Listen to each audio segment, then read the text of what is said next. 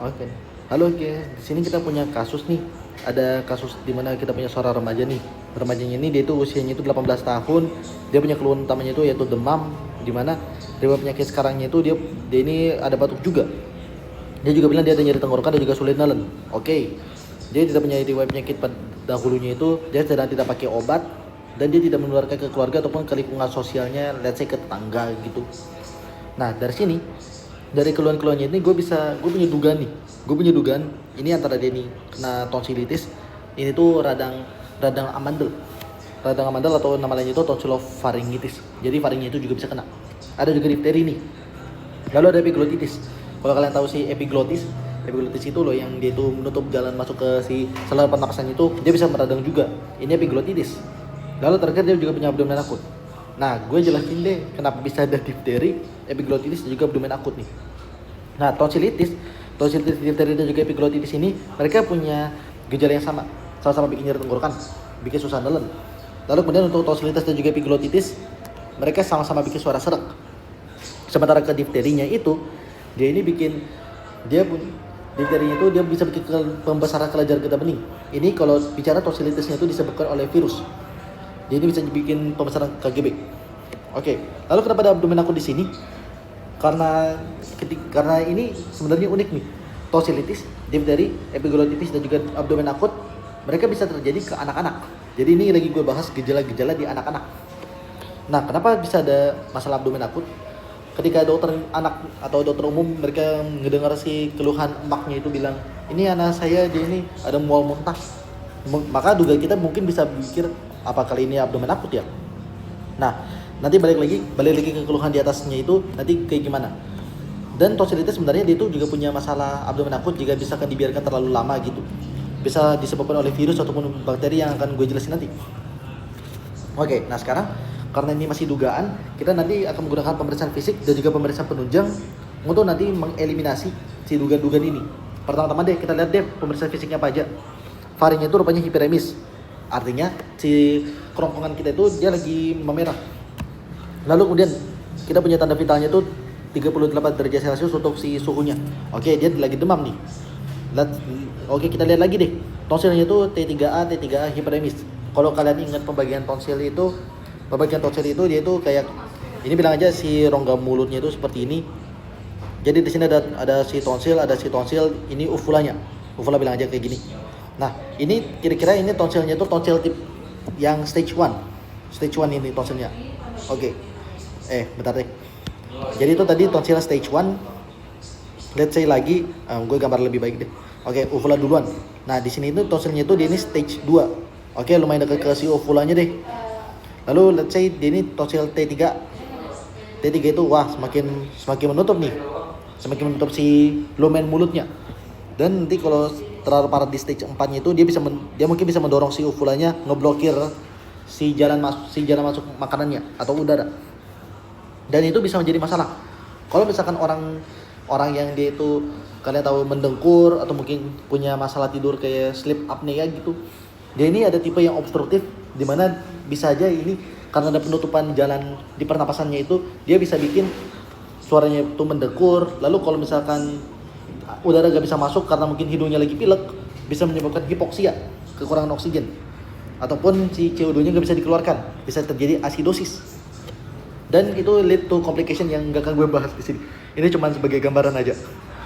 Jadi kalau misalkan tonsilnya itu udah stage 4, dia bisa menyebabkan suara dengkur kalau misalkan lagi pilek, sama juga dia bisa menyebabkan masalah tidur kayak obstructive sleep apnea, gangguan tidur obstruktif gitu. Oke. Itu apnea itu maksudnya itu dia nggak bisa napas. Oke. Itu kira-kira tentang gambaran tonsilnya itu dari stage 1 sampai stage 4. Kalau misalkan tonsilnya 0, mungkin dia bekas diambil amandelnya gitu. Karena udah tonsilitis lebih dulu. Jadi gue hilangin aja ini tonsilnya itu. Ya kira-kira kayak ginilah. Ini tipe tonsil 0. Nah, sekarang balik lagi deh. Tonsilnya itu T3A. Mereka sama-sama memerah. Oke, mereka memerah. Tapi mereka masih belum menutup si lumen mulutnya. Lalu uvulanya itu di tengah-tengah. Kira-kira gambarnya itu kayak gimana? Si uvulanya itu dia tuh gak kedorong kiri, gak kedorong kanan. Itu berarti ototnya itu masih berjalan normal. Dan mungkin si tonsilnya itu mereka simetris. Alias mereka itu hampir sama ukurannya. Dengan begitu ukurannya itu tetap di tengah. Oke, ini kira-kira gambaran dari pemeriksaan fisik kita dapat. Lalu pemeriksaan penunjang. Oh, nggak ada rupanya. Oke, sekarang kita bisa mikir dulu deh untuk dugaannya. Si difteri dulu deh. Difteri itu dia ini punya pembesaran KGB. Nah, tapi di keluhan sama di pemeriksaan fisiknya itu tidak ada nih. Oh, kalau gitu bukan difteri nih. Ada hal lain, yaitu kalau kita tahu campak itu kan dia ada bercak koplik.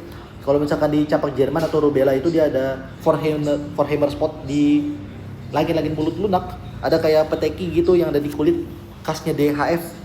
Nah, tapi ini versi campak Jerman. Nah, ini kira-kira mirip dengan yang ada di difteri. Dia ini punya semacam kayak lapisan pseudomembran yang abu-abu gitu. Nah, ini tuh ciri khasnya dari si difteri. Tapi karena kita nggak ketemu beginian, maka difteri bisa kita coret. Berikutnya epiglotitis deh. Kalau kalian denger gitu, mungkin ada anak-anak yang dia tuh pernah gonggongnya itu kedengaran, dia batuk kedengaran kayak anjing gonggong. Nah, ini ciri khas dari si epiglotitis. Selain itu, mungkin otot mulutnya itu kena gitu sama si penyebab epiglotitisnya itu, dia bisa bikin si mulutnya itu jadi kebuka, bikin jadi semacam anak itu drooling atau berliur. Jadi dia ngeluarin liur terus menerus. Itu ciri khas dari epiglotitis. Tapi sekali lagi kita nggak melihat hal begitu, kita nggak ngelihat juga suara serak. Jadi epiglotitis out of the way. Lalu kayak tadi yang gue bilang tentang si abdomen akut, dia ini kalau misalkan si anaknya itu dibilang sama emaknya itu mual muntah, tapi gak ada di sini. Obviously kita coret abdomen akut, sehingga yang kita punya diagnosis akhirnya itu tonsillofaringitis atau tonsilitis. Kira-kira itu. Lalu kira-kira gimana sih caranya si gejala-gejala ini terjadi? Kita lihat dulu deh. Patogenesisnya itu dari patogen. Patogen ini itu tadi ini ada virus sama bakteri. Kita bicara tentang virus yang paling sering terjadinya itu di sini ada EBV, Epstein-Barr virus, COVID-19, adenovirus, rhinovirus. Ya pokoknya mereka ini si virus-virus yang bikin ISPA, infeksi saluran pernapasan atas. Ada juga HIV. Lalu ada juga bakteri. Bakteri yang paling sering di sini itu ada grup A and B Streptococcus. Streptococcus apa? Pyogen. Jadi ini tipe-tipe bakteri yang Pyogen atau grup A Streptococcus. Ada juga Mycopneumoniae, bukan Mycotuberculosis ya. Enggak, bukan itu. Ada juga Neisseria gonorrhoeae. Jangan es kenapa bisa ini ada di sini. Tapi ini salah satu bakteri yang dia itu bisa bikin si tonsilitis ini. Ada juga Staphylococcus aureus. Ini semua patogen yang top list bisa menyebabkan beginian. Tapi untuk bakteri yang paling sering itu Streptococcus pyogen, virus Epstein-Barr virus. Oke. Nah, patogen-patogen ini mereka masuk lewat droplet. Mirip kayak campak, mirip kayak COVID, mirip campak Jerman. Oke. Lalu mereka nempel di mukosa faring. Di mukosa faring itu kan ada tonsil. Kalau misalkan kita bicara tentang tonsil yang ada di Kampung Waris itu ada tonsil palatina, tonsil lingual. Itu aja sih yang perlu dihafal dari gue. Nah, di situ tonsil-tonsilnya itu ada sel plasma, ada sel T. Ketika mereka ketemu sama si virusnya ini, obviously mereka bakal bereaksi. Mereka mengeluarkan interleukin 1, 6, tumor necrosis faktor alfa. Tujuannya apa? Interleukin 1 dan tumor necrosis faktor alfa bikin demam. Kayak yang kita tahu peningkatan PGE2, obviously demam. Nah, beberapa virus-virus yang survive dan mereka bereplikasi di mukosa faring dan juga di tonsilnya itu, ataupun bakteri, kalau virus itu kan yang kita tahu mereka replikasi di tonsil dan juga di saluran pernapasan nih. Hasil akhirnya apa? Kalau mereka replikasi kayak gini itu, mereka nanti bisa bikin demam. Tapi sebenarnya sih bahasan kita kan bukan ke virus. Kalau misalkan di week 2 atau case 2 yang lebih bahas bakteri. Ini gue kasih highlight aja deh apa yang terjadi kalau misalkan ini virus kayak Epstein-Barr virusnya itu yang menginvasi. Dia replikasi di tonsil, saluran pernapasan, lalu si sel imun yang di situ mereka mengeluarkan interleukin 6. Interleukin 6 itu menghasilkan acute protein yang dari hepar. Salah satu itu si reactive peptide. Interleukin 2 dia memanggil si sel-sel imun. Lebih tepat dia menstimulasi si sel B yang naif menjadi plasma sel. Jadi memanggil beberapa sel imun lain. Interferon alfa ini dia tuh mekanisme pertahanan sel-sel terhadap virus. Jadi semacam kayak antivirus alami. Tumor faktor alfa ya dia bisa bikin vasodilatasi. Nah, atau dia bisa bikin demam juga bareng sama interleukin 6. Oke, jadi kira-kira dari replikasi di tonsil dan juga saluran pernapasannya ini tuh dia bisa menginflamasi si tonsil, hampir sama kayak bakteri. Hasilnya itu tonsilitis. Kalau misalkan radang amandalnya terlalu parah, anaknya itu nggak bisa makan atau remaja ini nggak bisa makan, namanya itu odinofagia. Itu komplikasinya. Lalu kemudian dia bisa menginflamasi saluran respirasi. Ketika saluran respirasi dia diinflamasi, dia bisa bikin batuk. Nih, batuk. Lalu dia bisa nyebar ke faring, dia bisa bikin faringitis. Nih, ke faring nyebarnya nih. Karena kan dia awalnya itu dari faring. Faring nanti dia bisa turun kalau virus. Nah, kalau bakteri itu beda lagi. Nah, dari faringitis ini dia bisa mengiritasi si laring, bikin laringitis. Lalu kemudian dari laringitis itu dia bisa mengganggu fungsi glotis gitu, dan dia bisa menyebabkan suaranya serak. Itu kenapa bisa gue bandingin dia dengan si epiglotitis.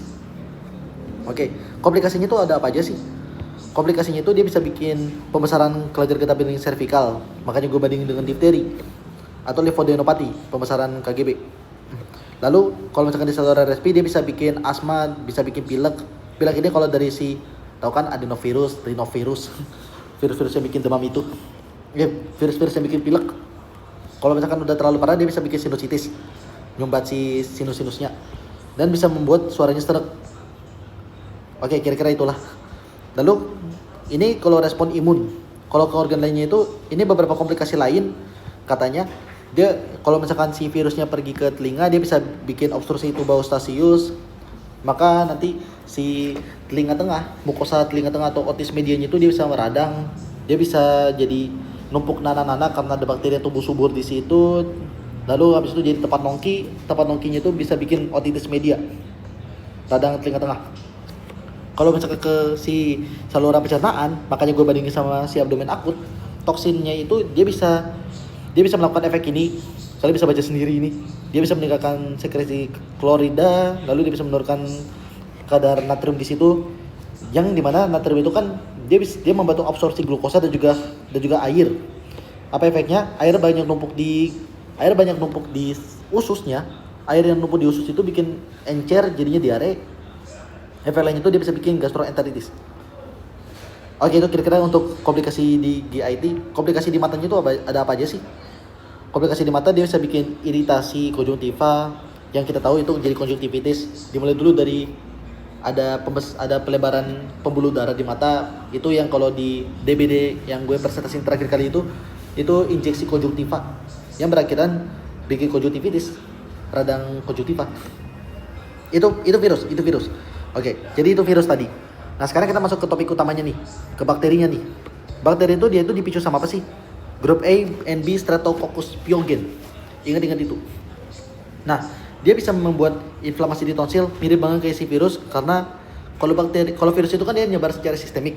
Bakteri yang gue dengar itu dia cenderung berada di lokasi itu aja. Jadi kalau misalkan di tonsil dan di faring mereka di situ aja koloninya gitu. Jadi nggak terlalu repot. Tapi kalau misalkan dibiarin terus menerus, dia nanti bisa nyebar. Oke, kita anggapnya dia itu tetap di tonsil. Dia tetap di tonsil dan di faring. Dia bisa bikin inflamasi tonsilnya ini, inflamasi tonsil, tonsilitis. Ini yang kita lihat gejalanya tadi itu. Dia itu tonsilitis itu dia bisa bikin nyeri tenggorokan. Nah, ini wise word aja gitu. Si bakteri ini dia bisa nyebar ke ruang di tonsil dan dia bisa bikin pembekakan di situ, jadilah suara serak karena si orofaringnya nyempit. Gue sambungin dengan di faring saja deh, karena kan tonsil ini kan habis dari tonsil dia sampai ke faring ya kan, si kerongkongan. Dia bikin inflamasi di situ, jadilah faringitis. Makanya nama kasusnya itu tonsilofaringitis. Give yourself a pulse. Karena sekarang lu ngerti kenapa itu jadi itu nama penyakitnya, tonsilitis atau tonsilofaringitis. Dari faringitis dia bisa nyebar ke ruang di antara faringnya itu, sama kayak si tonsilitisnya itu bikin sempit si orofaring, suaranya serak. Itu kenapa gue bandingin sama si epiglotitis ini. Oh ya, selain tonsilitis bikin nyeri tenggorok, faringitis juga bikin nyeri tenggorok. Karena faringitis itu sendiri dia ini dekat sama tenggorokan, si laring. Dan dia bisa bikin radang di situ. Oke. Ini beberapa komplikasinya itu, kalau misalkan lu nyeri tenggorok, obviously nafsu makan lu bakal menurun ya kan, karena sakit masuknya. Terjadilah penurunan nafsu makan atau anoreksia. Ini penurunan nafsu makan yang ini. Dan karena gak ada makanan yang masuk, namanya itu disfagia. Logis ya kan? Oke. Lalu kemudian ke sistem imun. Maaf ya kalau gue terlalu cepet geser-gesernya. Oke, di sistem imun dia ini punya efeknya itu, dia ini si bakteri itu ngeluarin beberapa toksin, streptolisin S, streptolisin O. Susah banget nih ngomongnya. Apa efeknya? Ini sebenarnya komplikasi karena ini gak masuk ke si kasus juga. Komplikasinya itu apa? Dia bisa bikin demam scarlet. Kalau dibiarin, karena ini ada tumor nekrotik faktor alfa yang dikeluarin, ada interleukin 1 juga yang bikin demam, permeabilitas kapilernya meningkat alias bocor kapiler, air bocor terus, terjadi shock. Selain itu apa yang bisa terjadi? Ada juga masalah ke si sel endotel dan juga si trombosit atau platelet. Masalah ke sel endotel, ke vaskularnya bisa jadi apa? Peteki ya kan? Itu hancurnya kapiler, peteki. Kalau di DHF sama di sini si tonsilitis. Kalau plateletnya itu terinjur, hampir sama kayak di DHF juga, terjadilah trombositopenia atau trombositnya menurun. Tapi di PX penunjang kita nggak punya begituan, nggak ada si begituan. Oke, itu kira-kira tentang si trombositopenia dan juga komplikasi lainnya. Kira-kira itu gejala-gejala dan bagaimana itu semua bisa terjadi. Jadi ini gue sampaikan gejala-gejalanya itu apa aja yang ada di kasus, dan gue sampaikan juga kenapa bisa terjadi komplikasi atau lanjutan dari gejalanya. Kira-kira itu sih tentang si tonsilofaringitis. Tentang kalau misalkan bicara tentang disokanya itu bakal kayak gimana. Nanti kalau misalkan kalian mau si FC ini boleh DM gue, atau gue mau kirim ini ke YouTube gitu, jadi gue bakal masukin link drive-nya juga ke situ. Oke. Jadi itu kira-kira tentang si tonsilitisnya. Oh ya, di tonsilitis ini tuh gue mau nunjukin di bawah sini. Nih. Ada kan kita itu bisa bingung gitu, penyebabnya ini bisa virus atau penyebabnya itu bisa bakteri. Gimana caranya kita bisa tahu ini gara-gara si virus Epstein-Barr virus, atau gimana caranya kita tahu ini bakteri si grup A Streptococcus atau B-nya itu. Ada namanya modified Centor score. Jadi pasien yang masuk ini setelah dia nyampein keluhannya, setelah kita lakukan pemeriksaan, kita bisa kasih mereka skor. Nah, skor yang paling aman -1 nih, kalau umurnya itu lebih dari 44 tahun. Skor 0 kalau umurnya di antara 15 dan 44. Lalu berikutnya ini skor yang bikin celaka. Skor 1. Skor 1 ini jika batuknya itu tidak ada. Lalu bisa terjadi demam.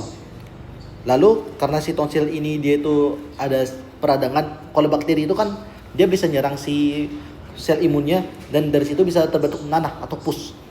Ini eksudat tonsilat, kira-kira kalau menurut gue itu ini nanah yang keluar. Kalau kita lagi dahak gitu, keluar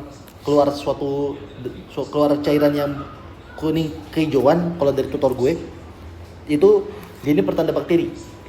Kalau jernih katanya itu virus. Jadi kira-kira itu eksudat tonsilar, mungkin cairan warna hijau kuning gituan. Lalu bisa terjadi pembesaran KGB cervical. Dan kalau misalkan umurnya 3-14 tahun, semua yang gue sebutin tadi mereka skornya 1. Apa maksudnya dari semua ini sih? Nah, kalau misalkan skornya itu kira-kira kurang dari atau sama dengan 1, dia ini virus. Kalau 2-3, ini bisa virus atau bakteri. Kalau dari pemeriksaan penunjangnya itu gue mau sampein beberapa gitu, kalau boleh. Pemeriksaan penunjangnya itu ada kultur tenggorok. Dan kita bisa lakukan uji resistensi juga. Ini adalah gold standard buat kita tahu, oh ini penyebabnya itu bakteri Cipiogen ini yang bikin. Uji resistensi itu buat kita cek antibiotik yang cocoknya itu buat si Cipiogen ini apa. Lalu ada rapid diagnostic test, A-nya gue lupa. Lalu ada serologi antibody O dan DNA AB. Kalau kalian lihat di sini itu si rapid diagnostic testnya itu buat kita ngecek si dinding karbohidrat yang ada di dinding sel GABHS itu. Jika ada maka positif, kalau nggak ada ya negatif. Ini paling sensitif dan bisa jadi acuan juga. Lalu kalau antibody O dan DNA AB ini jangan bedain sama si DHF ya. Jangan bedain sama tifoid. Tifoid itu kan dia tuh anti O9. Ini yang kita deteksi itu anti streptolisin O dan anti DNA B. Bukan antibody O9 ya, yang tadi PK. Nah, ini berguna untuk mencari tahu riwayat demam reumatik akut, glomerulonefritis, dan kalian bisa cek di Google lagi untuk sisanya. Dan lalu ada radiologi. Ada radiologi nih. Kita bisa lakukan CT scan dan juga USG untuk ngecek jika ada tadi itu ada bengkak di ruang antar tonsilnya itu. Lalu kita bisa ngecek juga ada komplikasi lainnya nggak? Apa ini udah parah banget nggak si tonsilitisnya? Ya kira-kira itu. Kira-kira itu paling dari gue untuk untuk coba nyampein tentang si kasusnya ini. Kalau misalkan bingung boleh DM gue ya. And I hope it all makes sense. Thank you so much.